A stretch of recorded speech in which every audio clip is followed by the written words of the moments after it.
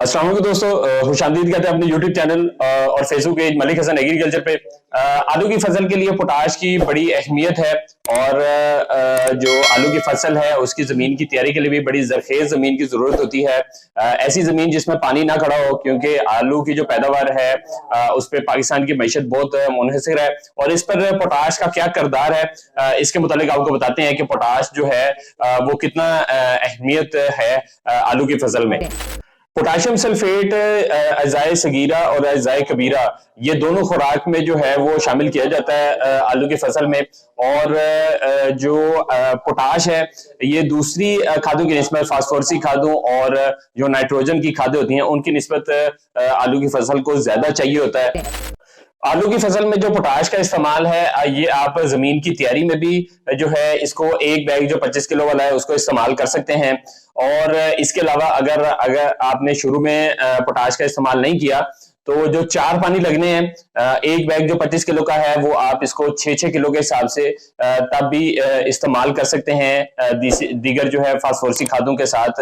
और इसके अंदर खासियत ये है कि ये आपको आपकी आलू की फसल को जो है बीमारियों से भी बचाएगा, कुव्वत मदाफियत पैदा करेगा और बीमारियों के खिलाफ लड़ने की ताकत भी पैदा करेगा। फिर फलों और जो आलू की जो फसल है इसकी क्वालिटी और इसका जो फल का साइज है वो इसका बेहतर करेगा।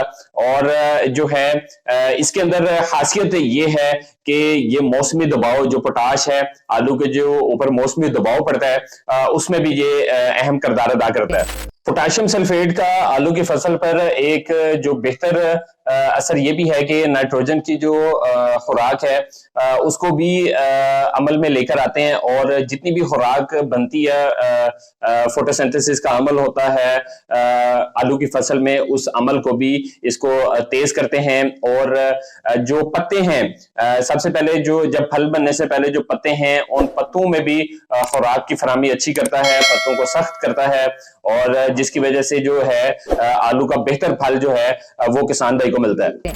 इसके अलावा जो पोटाश का अगर आप अपनी आलू की फसल पर इस्तेमाल करते हैं तो जितने भी अगर मौसम की तब्दीली आती है, सख्त गर्मी या सख्त सर्दी, तो उसमें भी जो है पोटाश जो है वो कुव्वत पैदा करेगी आलू की फसल पर उसको बर्दाश्त करने की। फिर अगर जो टेस्ट की बात करें तो जितनी भी फसलें हैं इनमें पोटाश के जरिए ही टेस्ट बनता है। अगर फल दरख्त देखें और सब्जियात देखें तो सबसे ज्यादा जो जायके के जो जायका बनाती है जो खाद वो पोटाश है, पोटाशियम सल्फेट। तो अब इस पोटाश जो है इसका क्योंकि बहुत सारी क्वालिटीज हैं और बहुत सारे मार्केट्स के अंदर इनके ब्रांड्स चल रहे हैं पोटाशियम सल्फेट के हवाले से, और ज्यादातर जो है ताइवान के मुल्क से इंपोर्ट हो रही हैं। चाइना से इतनी पोटाश की खादें जो है वो इंपोर्ट नहीं हो रही पाकिस्तान में।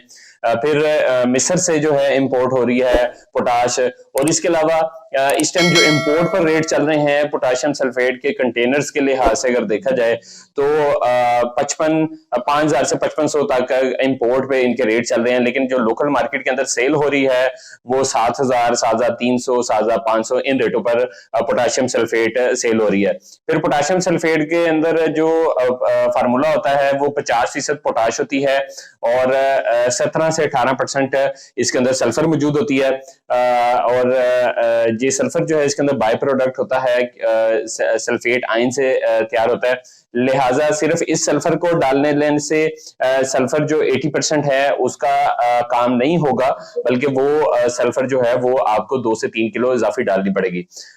इसके अलावा बहुत सारे जो प्रोडक्ट हैं उसकी क्वालिटी का इंश्योर हर बंदा खुद कर सकता है, क्योंकि इसमें जो है मैग्नीशियम सल्फेट भी पोटाशियम सल्फेट के बैग में पैक होकर मार्केट में चल रही है। तो अपनी आलू की फसल के लिए बेहतरीन पोटाश का इंतखाब करें, क्योंकि पोटाश के जरिए आपकी फसल मजीद जानदार बढ़ सकती है। और अगर फसल आपकी आलू की जो जानदार बनेगी तो इसमें आपको ज़र मुबादला भी जो है वो इनकम भी और ज्यादा पैसे किसान को बचेंगे। जज़ाकल्लाह, अस्सलाम वालेकुम।